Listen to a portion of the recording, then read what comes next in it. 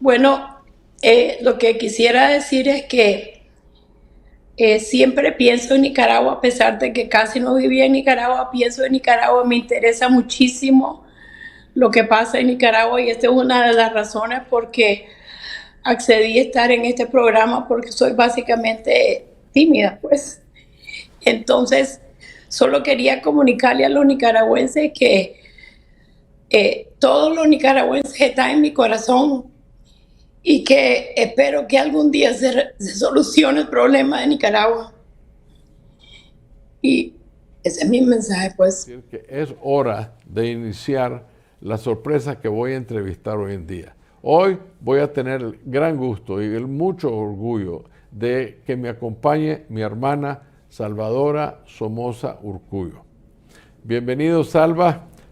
¿Cómo estás, amor? Encantado de verte. Salvadora no está aquí en el estudio conmigo, solo estoy yo, pero ella la tengo remoto y nos va a entrevistar. Salvi, quisiera preguntarte, contanos un poquito de tu juventud, que yo la conozco, ¿verdad? Pero obviamente la audiencia quiere saber quién es la Salvadora Somoza Urcullo.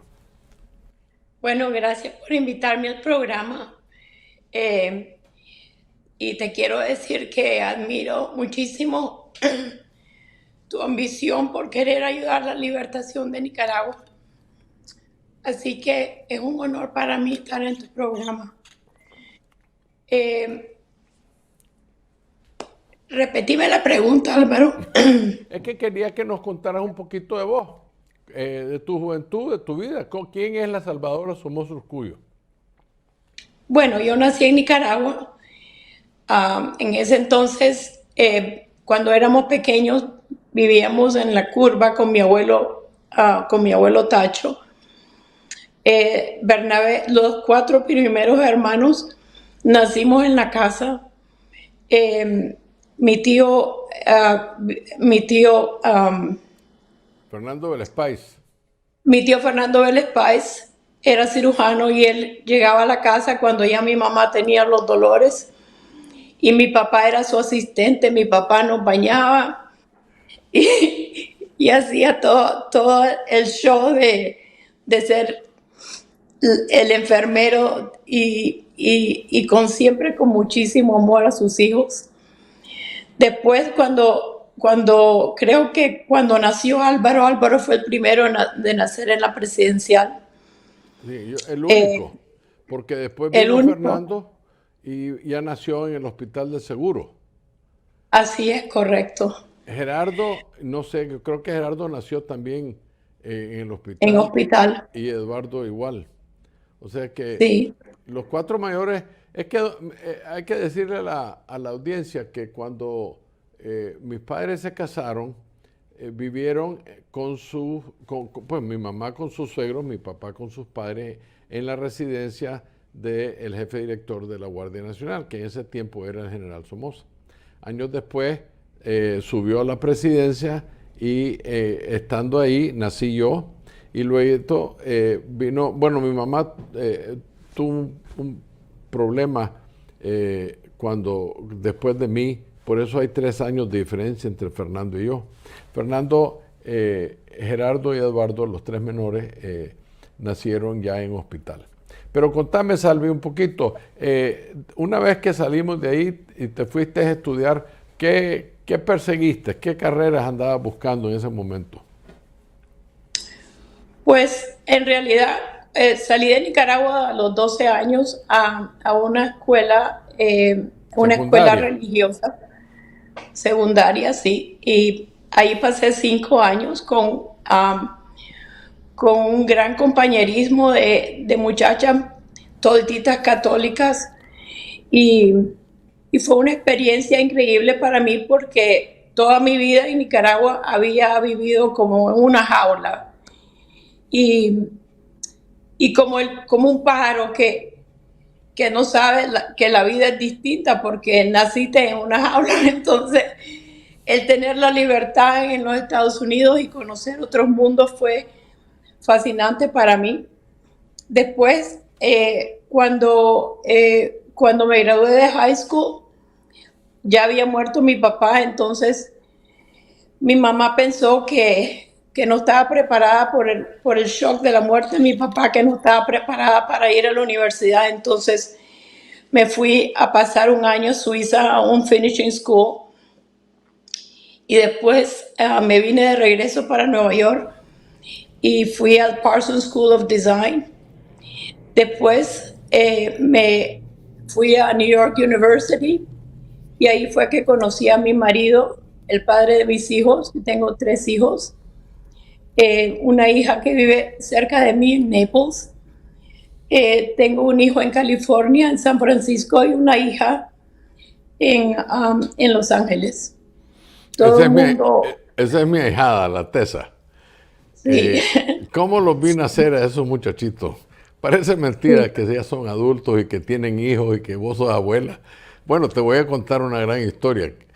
Mi hijo que se acaba de casar ya embarazó a su esposa y ya nos van a Wow, dar un premio de ser abuelo. niño, no sabía. Mi, mi- Felicidades. mi primer nieto, gracias a Dios. Mm. Entonces, Salvi, ¿cómo fue los años que viviste bajo el techo del abuelo Tacho? ¿Cómo fue tu infancia alrededor del abuelo? ¿Cómo te trataba él? ¿Cómo te educaba? ¿Cómo era él? Danos esa parte de tu visión de lo que era el general Somoza García.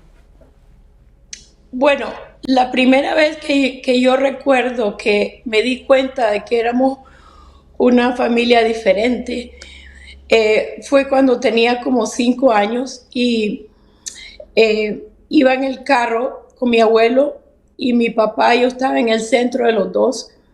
Entonces empezaron a hablar de que estaban por primera vez usando este carro que era blindado. Entonces yo les pregunté qué quería decir blindado. Entonces me dijeron que era para protegerse de los tiros.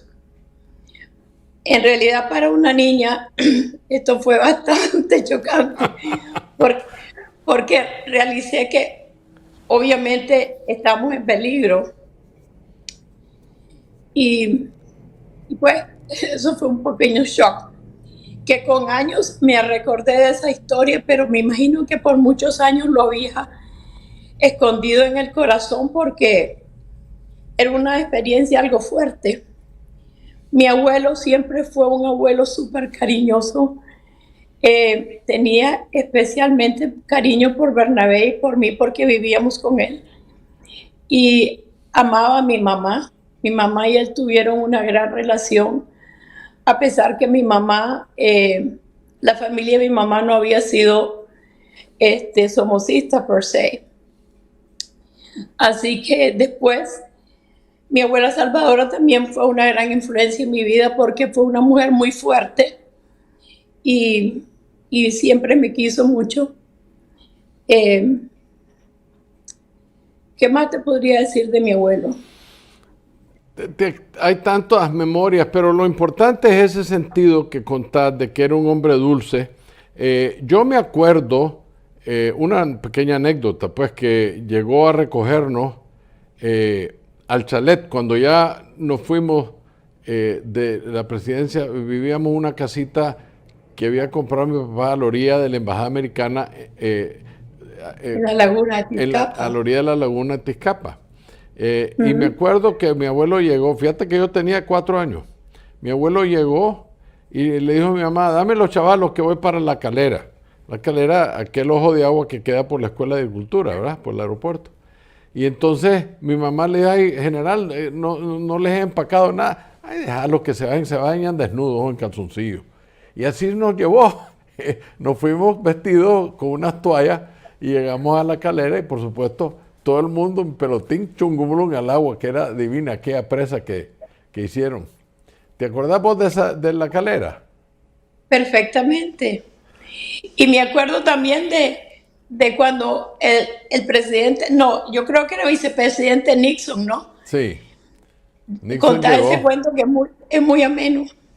Es que esa historia fue interesante. Yo me encontré con el presidente Nixon en los años 80, por decirte, en un restaurante muy pequeño, muy histórico, en las afueras de Filadelfia. Y cuando yo lo veo en el restaurante con su hija casada con el nieto de Eisenhower, a las personas que están conmigo les digo, miren, ahí está Richard Nixon con la Trish y el hijo, el nieto de Eisenhower. Entonces me dijeron que no. Yo no les hice caso, seguimos hablando y de repente se deja venir, va a salir. Y yo me puse de pie. Cuando lo veo, él inmediatamente se vino y me saludó. Hola, ¿qué tal? Le digo, yo soy Álvaro Somoza, hijo de Luis Somoza de Nicaragua. Y entonces se echa para atrás, me agarra de los brazos y me jala. Y me pega contra él y me da un gran abrazo. Oh my God, me dice, qué buena noticia, qué bueno esto, pero con una excitación salvadora. Y le presenté pues a las personas que estaban ahí. Entonces él, muy amenamente, agarrándome del brazo, así queda viendo a los que están en la mesa y les dice, ustedes saben inglés, ¿verdad? Ustedes saben que fui skinny dipping con el papá de este muchacho. Skinny dipping es cuando te tiras al agua sin calzoneta, vas desnudo. Le resulta que aparentemente a don Luis le asignaron que fuera el edecán, la compañía del vicepresidente Nixon, porque el abuelo tenía un compromiso. Entonces mi papá le dijo, ¿por qué no nos vamos a bañar? Va a estar cerca del aeropuerto, ahí hay un lugar muy sabroso. Entonces, de vuelta, no tenían calzoneta, entonces se tiraron, Richard Nixon se tiró a bañarse en pelotín ahí en Nicaragua. Me lo dijo él, hay testigos de esa historia. Pero fue muy bonita ese encuentro con Richard Nixon. Fíjate cómo es la vida, Salvadora, cuando se despide de todos, camina 4 pasos hacia la puerta y de repente se para, se voltea y nos dice a todos, esos hermanos Ortega son un par de payasos. Así, con esas palabras en inglés, ¿verdad? Those Ortega brothers are a couple of clowns. Yes, sir, le digo yo, absolutely. Entonces dio la vuelta y se fue. Pero desde entonces tienen la reputación estos señores de ser payasos, que no les importa la nación ni el desarrollo, lo que les importa es su ego y la bolsa. Pero bueno, ¿qué se va a hacer? Mira, Salvi, ¿qué cambió para nosotros cuando mi papá era presidente? ¿Qué sentiste vos después de la muerte del general Somoza García y ascendió a la presidencia don Luis? ¿Qué sucedió en tu vida? ¿Qué viste? ¿Qué fueron esas experiencias? Porque tuvo 6 años en la presidencia, del 57 al 63. ¿Qué crees vos que fueron tus impresiones de esos años? Pues en realidad solo pasaba los veranos en Nicaragua y en realidad cuando yo empecé a conocer a mi papá bien fue después que dejó la presidencia, porque tenía más tiempo de pasar con nosotros y yo era mayor y más madura para tener un verdadero impacto de mi papá en mi vida, ¿no? Entonces, yo me acuerdo en el colegio cuando me dijeron que ese día era el día que mi papá dejaba la presidencia. Fue el día más fabuloso para mí porque mis compañeras compraron una botella de champán en la escuela y era prohibido tomar en la escuela. Entonces nos metimos en un baño a celebrar que mi papá ya no era presidente. Entonces fue un día súper fabuloso. Y Es que sabes ahora. hablé con mi papá en Nicaragua. Dijiste una cosa que creo que la audiencia debe reconocer, porque tal vez muchos no creen eso, que para nosotros salir de la presidencia, de toda la pompa y ceremonia, los guardias, los custodios, todo eso, fue un gran gusto, porque por primera vez nos sentimos ya adolescentes serios, pues muchachos casi llegando a ser hombres, nos sentíamos que tuvimos una familia. Cuando vivimos en Casa Colorada, aunque mi papá siempre nos llevó a la finca y ahí, pero siempre andábamos rodeados de políticos, de militares o de custodias y cosas por el estilo. Entonces era una vida pues incómoda, como dice Salvador, hasta después que lo vimos ya como civil, como hombre de un agrónomo, agricultor, entonces lo veíamos más como un padre, no como una figura política. ¿Ese sentimiento lo tuviste vos? Sí, y también recuerdo que mi papá, eso lo había hablado con vos, Álvaro, de que mi papá y mi tío Tacho eran gente de una generación que vivían trabajando. Mi papá se levantaba a las 6 de la mañana y me recuerdo a mi papá con un teléfono a un lado y el otro colgado en el hombro. Y desde las 6 de la mañana hasta las 11 de la noche ese hombre estaba trabajando. Sí. Y mi tío Tacho igual, eso tenían en común, tenían una, Ética de um, trabajo. una ética de trabajo increíble. Eran gente que leían, que se informaban. Y yo creo que la gente en Nicaragua a veces no realiza lo importante que es tener una educación y poder manejar un país, porque no es asunto simplemente de coger las armas y decir aquí estamos, vamos a manejar el país. Se necesita más educación que todo eso, ¿verdad? Sí, en realidad también has dicho una cosa muy seria y mucha verdad. La enfermedad que yo le llamo, le he bautizado presidentitis, es un problema en nuestra sociedad porque la gente que aspira a esa posición no verdaderamente están aspirando por en muchos casos, no todos, claro, en muchos casos están aspirando por un ego, por esa medalla me la llevo yo, ser presidente de la República. Y no es, la diferencia creo yo con mi papá, mi tío, mi abuelo, incluso nosotros, es que nosotros le damos vuelta a ese concepto. Yo no me llevo la medalla, tenemos que trabajarle al pueblo y desarrollar el pueblo. Ese es el deber de un líder. No es cuestión de que yo soy presidente. A nosotros nos educaron que eso es insignificante. Lo importante era hacer el trabajo para el beneficio del pueblo. Y los méritos ahí están, no es como si que estoy inventando. Yo no quiero repetir porque ya me han oído muchas veces decir todos los adelantos, desde el voto de la mujer, que la ley que pasó del general Somoza García, hasta la ley de autonomía universitaria, la no reelección, el seguro social, el Banco Central, en fin, todas las decisiones que se tomaron por estos tres líderes Somoza, que el sandinismo, como no pueden criticar el desarrollo, como no pueden criticar las verdades históricas que hay, carretera, turismo, agricultura, exportaciones, deuda externa baja, la moneda estabilizada a más de 20 años al 7 por 1, eso no lo pueden criticar los sandinistas. Entonces comienzan a desinformar, a mentir y a mal representar la historia. Y aquí me gusta que Salvadora nos explique, pues, que en realidad esa visión de estos hombres, como dice, esta gente se despertaba con un afán de trabajo.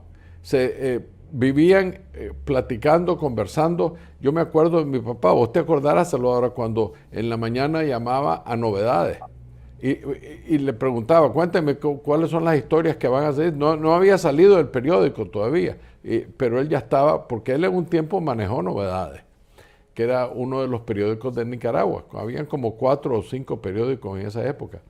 Pero estos hombres tenían una visión de estadistas que no es cualquiera el que la tiene que hacer, y no es crítica a los nicaragüenses, es entender que ellos fueron hijos de un hombre que tenía una visión para Nicaragua y se las inyectó a sus hijos. Los entrenó, les enseñó y la vida llegó a probar que fueron hombres muy efectivos. Claro está, con errores humanos, que aquí si alguien hace un error ya lo tiran a la calle. Eso es uno de los problemas más grandes de nuestra sociedad. Precisamente a la entrada del programa hablé de estos detractores que solo sirven para criticar, pero no contribuyen nada a la solución del problema nicaragüense. Indiscutiblemente, los hermanos Somoza, incluso el padre, hicieron mucho por Nicaragua, como he dicho, dentro de sus errores como seres humanos. Dime, Salvadora,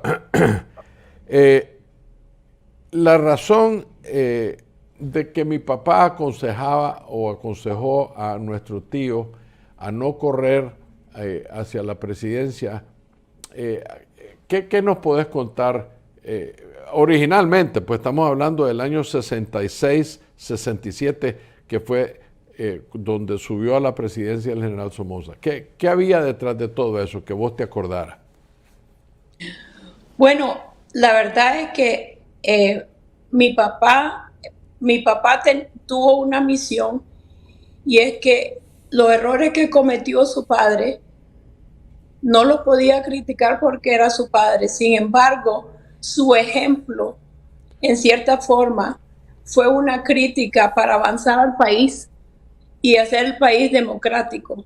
Entonces, él pensaba que con mi tío debiera de esperar un término o dos términos. Era un hombre completamente joven para correr, pero mi tío insistió en que él quería ser presidente de Nicaragua. Tal vez tenía miedo de perder el poder y la popularidad que había sido mi papá como presidente de Nicaragua. Entonces, mi papá no tuvo más remedio que apoyarlo en su campaña política, y yo creo que ese fue el fin de mi papá, porque tenía un problema muy grave del corazón, y eso en realidad fue lo que mató a mi papá, en mi opinión. Eh, Bueno, Salvi, yo creo que comparto contigo porque da la casualidad que tal vez te acordarás que yo todavía estudiaba en el pedagógico cuando esa campaña, yo no me había ido a los Estados Unidos como estaban los tres mayores, Bernabé, Salvador y Luis, ya estaban estudiando en los Estados Unidos. Yo era el siguiente en línea y tuve la buena fortuna de quedarme en Nicaragua literalmente hasta que murió mi papá. Pero en esos 2 años, 6-6 y 6-7, yo vi ese sacrificio que hizo Luis Somoza. Imagínense ustedes tener que hacer una gran labor cuando no querés hacerla. O sea, estás en contra de tus deseos, pero tenés que hacer una buena labor. Y eso yo lo vi. Yo vi el sufrimiento de mi padre porque no pudo convencer a mi tío de que era el momento inapropiado para que él subiera. Incluso me acuerdo claramente la frase: ve, Tachito, espérate un periodo presidencial o tal vez dos, vos sos joven, estaba en sus años 40, pudo haber esperado hasta los 50 y pico, pues, para correr, y hubiese sido mucho mejor en todo sentido. Primero hubiera demostrado que si el Partido Liberal o el Partido Conservador podrían nombrar a buenos presidentes no Somozas, como fue el doctor René Schick, que fue el paso más importante que hizo mi papá, como él decía, siendo el puente entre el gobierno autoritario de su padre y la incipiente democracia que él fomentó. El doctor Humberto Belli siempre ha dicho que lo que más le llama la atención de Luis Somoza es el enorme amor que tenía por Nicaragua y los nicaragüenses, porque le montaron 6 o más revoluciones y en su presidencia dio 6 amnistías. O sea, claro, los alzados con armas eran capturados, eran pasados por un juicio, y a los 2 meses don Luis les daba la amnistía y volvían a la ciudadanía normal, sin persecución, sin nada así. Ese esfuerzo de democratizar a Nicaragua es lo que creo yo que admiro más a nuestro padre. No sé si compartís conmigo, mi amor. ¿Qué decís? sí, yo creo que mi tío, al final, a pesar de que la familia, mi mamá, todo el mundo le había aconsejado que después de haber tenido un infarto, que era el momento ideal para salir de Nicaragua, yo creo que él no encontró salida. No es que no quería salirse, pero yo creo que él no encontró salida porque había un vacío increíble político de Nicaragua que él mismo lo había creado. Entonces era como un venado entre su huerta, hasta que finalmente tuvo que dejar el poder a la fuerza. Y fue triste, pues, porque las cosas buenas que hizo como que se han Fueron olvidado borradas. completamente. Sí, Así es. fueron como borradas porque La gente, los humanos tenemos la tendencia de fijarnos más en los errores que en los aciertos. Tristemente, pues, pero yo puedo nombrar y estoy seguro que la gente se acuerda de los proyectos de invierno, los paniquines del INSEI, la eliminación del Tratado Chamorro-Bryan. O sea, don Tacho hizo un poco cosas magníficas. De vuelta, con la misma filosofía y entrenamiento que recibió su hermano, pero el problema que yo creo que mi tío tuvo es que no quiso acatar los consejos de su hermano en términos de los tiempos. En toda la vida, siempre los tiempos son muy importantes. Si un candidato se lanza prematuramente, no va a ganar. Y si se lanza muy tarde, va a perder el tren. Entonces, en la política, los tiempos son importantísimos. Y creo que mi tío mal juzgó esa parte de la política. No quiso entender que esperar era la mejor cosa. Hay una anécdota que va a salir en la biografía de que la cuenta Poncho Calleja, donde en Nueva Orleans, en el año 65, ya se hablaba pues de que mi tío quería correr. Mi papá acompañó a unos agricultores de Occidente a Nueva Orleans para hablar con la Chiquita Banana, y ellos le pidieron la compañía porque era un hombre que había desarrollado la industria bananera en Nicaragua, era agricultor, un ingeniero agrónomo, y había sido presidente. Entonces era un embajador natural para llevar a todos estos productores chinandeganos para que la Chiquita Banana les pusiera atención. Entonces, en uno de los almuerzos con los nicaragüenses, había aquellos que estaban tratando como persuadir a don Luis que dejara que don Tacho corriera. Y el argumento de mi papá les dijo: miren, ninguno de ustedes conoce a Tachito como lo conozco yo. Yo estoy de acuerdo con ustedes, es un hombre muy bien leído, muy bien preparado, con una disciplina de trabajo fenomenal, pero esa no es la óptica bajo la cual yo estoy viendo el problema en Nicaragua. La óptica es que el pueblo ya está cansado de los Somozas en la presidencia.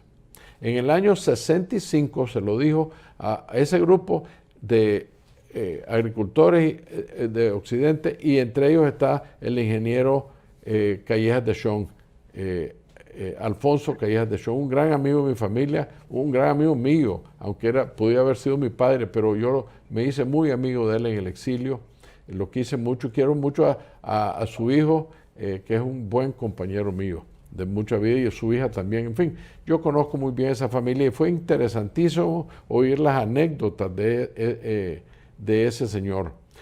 Salvi, contanos un poquito, ¿por qué? ¿Cuál fue la contribución de mi mamá como esposa del presidente? ¿Cuál fue la interacción de ella? ¿Cómo crees vos que mi mamá estuvo en ese ambiente? Bueno, mi mamá y mi papá tenían una magnífica relación. Se entendían muy bien. Mi papá la respetaba como mujer, como persona muchísimo. Entonces oía sus consejos y no era una mujer que quería estar metida en negocios. Ella básicamente se dedicó a ser la esposa de mi papá y a ser su respaldo. Mi mamá era increíblemente fuerte, a pesar de que era una persona que le gustaba estar en el background. Sí.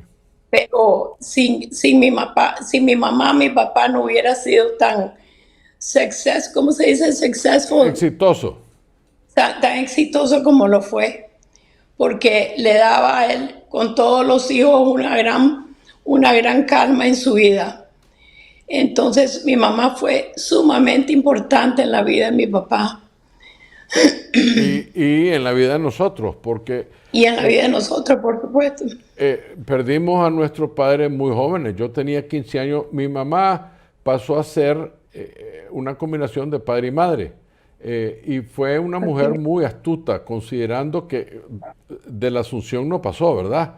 En aquellos tiempos muy pocas mujeres iban a las universidades en Latinoamérica, por ejemplo. Estamos Pero hablando de curiosamente, Álvaro, mi mamá tuvo, cuando mi papá fue presidente de Nicaragua, mi mamá tuvo una visita a Washington con Mamie Eisenhower.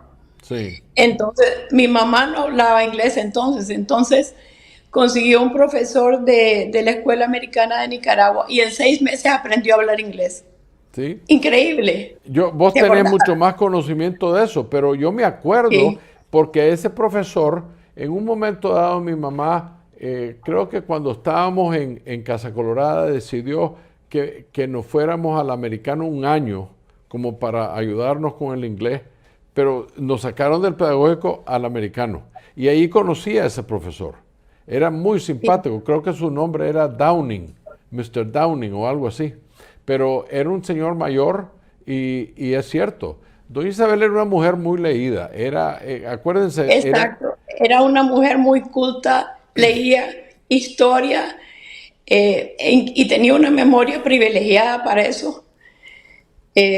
Yo creo que el hecho de que mi mamá había leído muchísima historia le daba mucha perspectiva del mundo y eso pues es muy importante. recuerdo que mi mamá, vean, nosotros nos acostábamos y ella era muy miedosa. Mi papá andaba en Cucra Hill y yo estaba en el pedagógico. Entonces mi mamá llegaba, Alvarito, vení a dormir conmigo porque me da miedo dormir sola. Entonces ahí fue donde yo descubrí que eran las 1, 2 de la mañana y mi mamá estaba leyendo. Por eso se levantaba a las 10 de la mañana, porque pasaba leyendo casi toda la noche. Y no era libros de detectives y crímenes, nada de romántico. Eran libros, historia, filosofía. Ella te recitaba prácticamente los libros de Will Durán. Le encantaba. ¿Te acuerdas vos de eso, Salvadora? Sí, y le encantaba también la poesía. Mi papá no era una persona de poesía, ¿verdad? Era un hombre súper pragmático y práctico. Entonces ella decía que recitar poesías a mi papá le endulzaba su carácter. Y es cierto, Sí. acordate cuando pasábamos Semanas Santas en Montelimar o en la Fundadora, nos ponían a nosotros a recitar, a leer. Yo me acuerdo que habría tenido, Salvador, 8 años, cuando aquel lindo coronel Alegría, que creo que en ese tiempo era mayor, que era uno de los edecanes de Don Luis en la presidencia, nos ayudó a vestir con el cuento de la Caperucita Roja y montamos una obra teatral. ¿Te acuerdas de eso?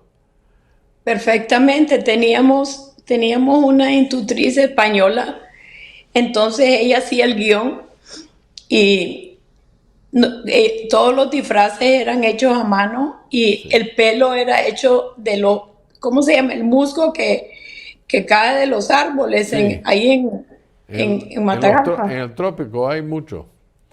Sí, entonces poníamos un show y toditito el pueblo venía a ver este Sí, sí, show. todo el mundo lo llegaba a ver, los Sí, empleados, las esposas, los hijos, era un show completo y lo interesante que era hecho en casa, pues no era como si que traíamos actores, éramos nosotros vestidos con estos vestidos que nos hacían y nos teníamos que memorizar líneas y todo y mi papá gozaba con eso. Todo eso, la institutriz a la cual mi hermana se refiere se llamaba señorita Inés García Alén. ¿Te acuerdas de la señorita Inés? Vivía fue con el rosario en la mano. una bella persona. La tuvieron que hire her cuando La tuvieron que poner a trabajar como institutriz con de nosotros. nosotros porque mi papá y mi mamá ya estaban en la presidencia y no nos podían aplicar tanto tiempo.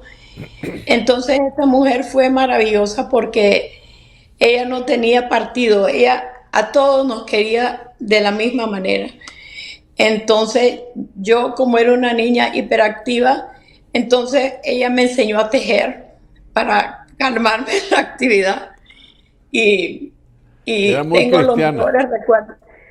Años después, cuando yo ya tenía como 17, 18 años, la estaba pasando una temporada en España y con mi tío Vicente, el hermano de mi mamá. Entonces yo no sé cómo ella se dio cuenta que yo estaba en Madrid y me vino a ver. y fue un día Qué fabuloso lindo. para mí porque se casó y se casó con un viudo que tenía 8 hijos. Entonces me sentí tan feliz con ella porque le encantaban los niños.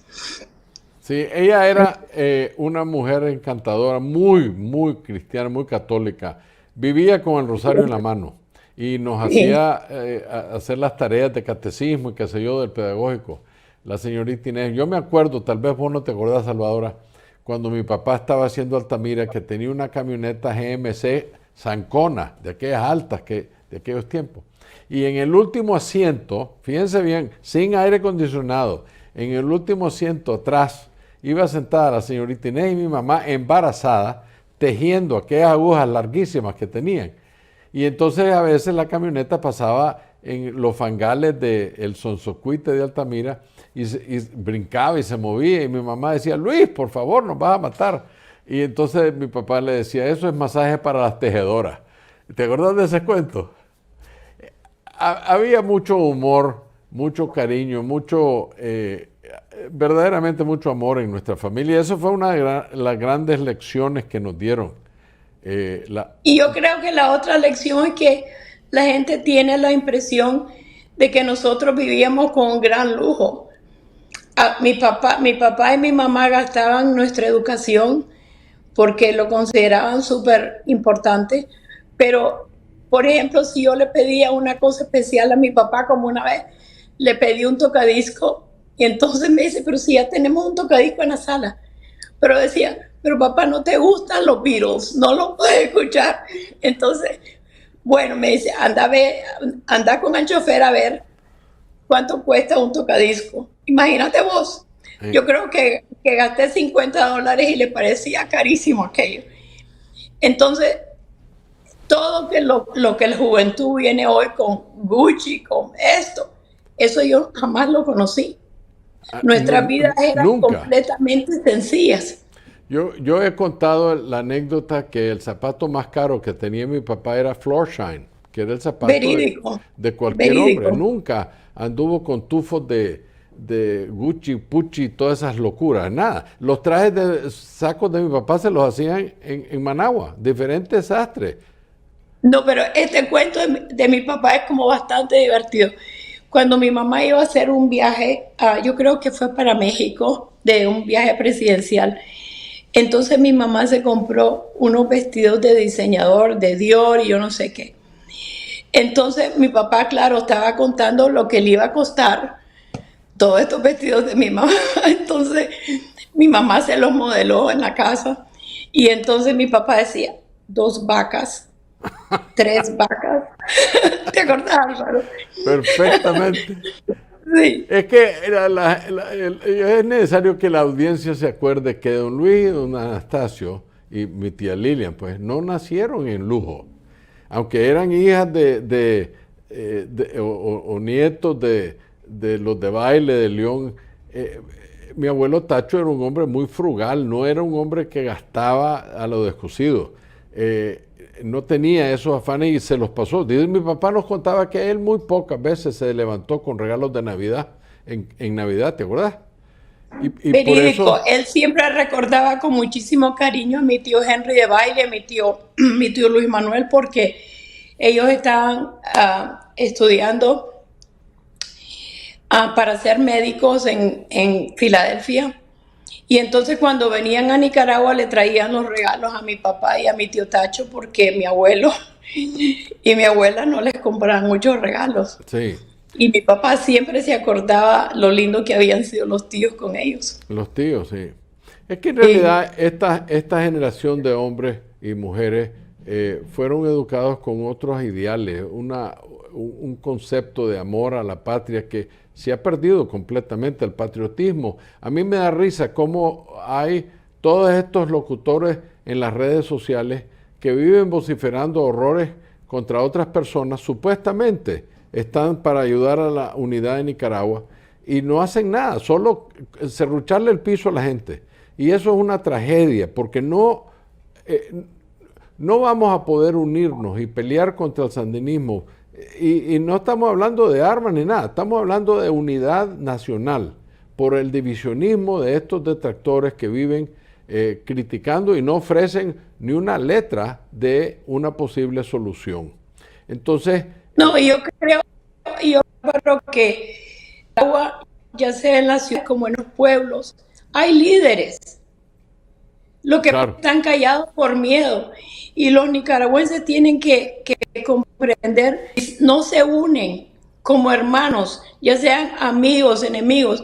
Si no se unen como hermanos nicaragüenses, Nicaragua se va a quedar en un horror toda la vida, porque la política de este país no es igual a la política de hace 50 años. Ya Nicaragua no es interesante para los americanos. Los americanos siempre se han interesado en América Latina cuando les conviene, como ahora que están metidos en Ucrania, porque no por grandes ideales, sino que simplemente porque les conviene estar metidos ahí. Así que verdaderamente mi consejo para los nicaragüenses es que se unan por patriotismo, para simplemente decirle a los Ortega, mire, señores, es hora que ustedes se marchen de Nicaragua porque han destruido completamente al país. así que, Salvadora, ¿cuál ha sido tu realidad por llevar el nombre Somoza? ¿Cómo te ha afectado positiva y negativamente llevar el nombre Somoza? ¿Y qué lecciones has aprendido por esa realidad? En realidad, como he tenido la suerte de que es verdad que soy Somoza, pero nunca me he sentido en realidad Somoza porque no llevo el nombre, porque he estado casada con otro apellido. Entonces he podido, claro, cuando vine a Miami y ya estaba divorciada, pues como que empecé a realizar que yo era Somoza otra vez. Y mi experiencia siempre ha sido positiva, porque la mayoría de la gente se siente con orgullo de esta familia, y los que son enemigos, cuando te llegan a conocer que son un ser humano como el resto de la gente, pues también he sido aceptada. Tengo amigos que han sido sandinistas, así que yo respeto a todo el mundo en Nicaragua. Ya sean sandinistas o no sean sandinistas, son hermanos nicaragüenses. Así que llevo mi nombre Somoza con mucho orgullo, y eso es todo. Mira, Salvi, te voy a contar una anécdota que viene muy a propósito de lo que estás hablando. Yo he tenido la buena fortuna de entrevistar y conversar en privado, y no puedo decir nombres por respeto, con 2 o 3 de los que cayeron presos en ambos lados, en el Chipote y en Casa, en esta redada del sandinismo.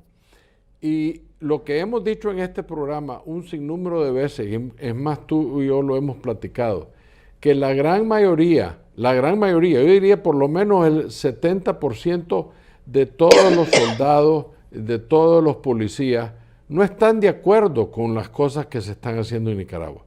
Los que han salido a la calle a hacer daño al pueblo es porque les ordenan o los echan presos o los corren. Ya hemos visto innumerables ejemplos. Y la mejor exposición de eso me la dio uno de los expresos políticos que me dijo, fíjate que yo tenía relación casi de amigo con los 2 policías que me cuidaban en la casa. Ellos, fíjate que me contó una de las personas, una esposa de una de las personas, que todavía se escribe con una de las policías mujeres que estaban cuidando a ese preso.